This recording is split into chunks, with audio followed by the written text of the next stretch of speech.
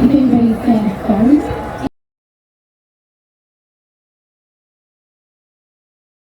anything that's lost today, if you lose anything or you find anything. Forest of the Fallen here at Gympie. It's the 13th of May.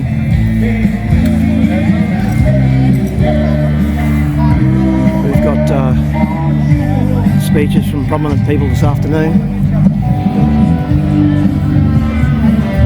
We're currently at Nelson Reserve Park with the Hoodys Heroes group.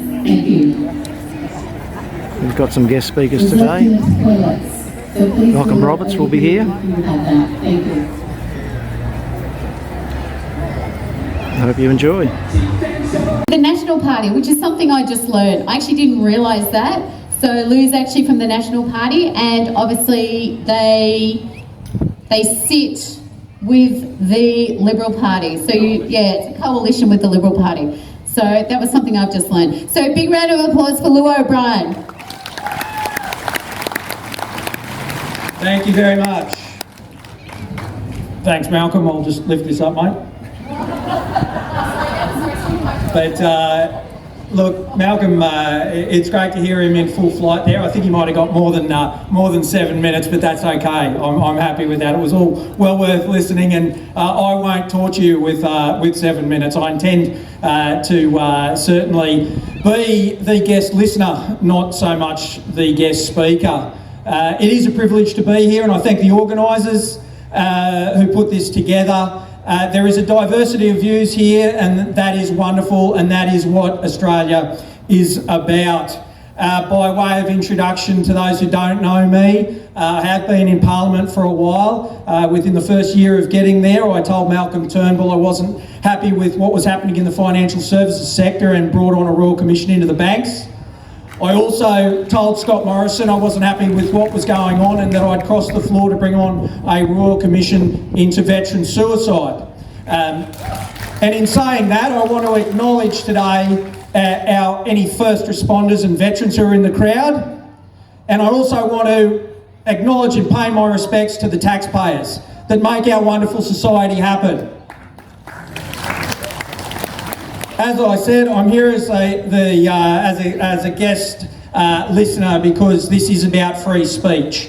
And during the COVID issues that we're hearing about today, but there were massive problems. And I look at the Forest of the Fallen over there, and I can't help but think, and I've said this publicly before, if there's an event like there was where we were locked down and had our freedoms taken away from us, we do need an independent inquiry to look at why it happened, how it happened, and who was responsible. That needs to be independent from government, and I'm calling on the government, as I've done before, to have a Royal Commission into the handling of COVID.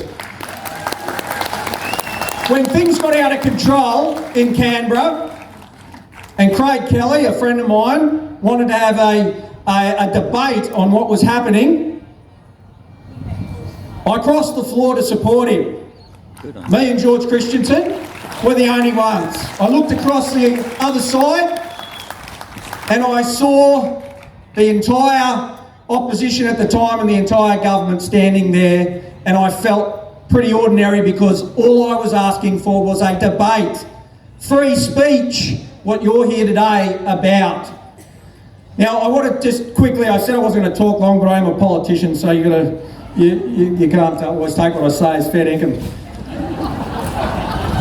So, The Voice.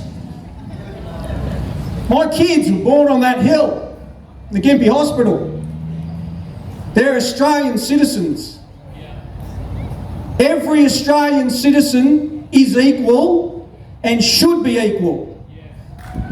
And any change to our constitution that gives preference to race is wrong, and it won't help disadvantage in our Aboriginal communities, which we need to do. We need to do as much as we can to help them. But this voice is wrong. It's un-Australian.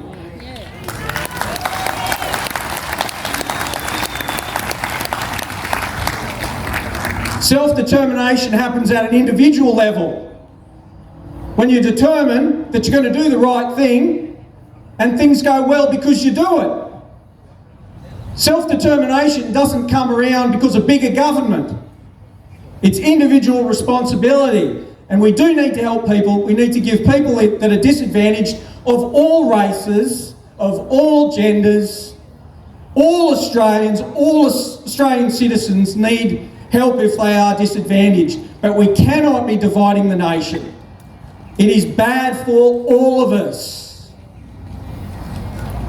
There's a few speakers today that have spoken about property rights, and I support them 100%. I'm opposed to the Barumba pumped hydro. I'm opposed to the 27,000 kilometres of misery that is the rewiring the nation policy. And that's what it is. This is the entree. This is the entree of what we're going to face under these ridiculously unviable and reckless renewable policies that are being put forward at the moment. Before the last election, I stated my position. I am not for net zero by 2050. I am not for 50% renewable energy. I am for cheap, reliable energy that maintains our first world living standard and that we deserve as Australians. And I will support you and your right as private property owners to stop government coming in and taking that away.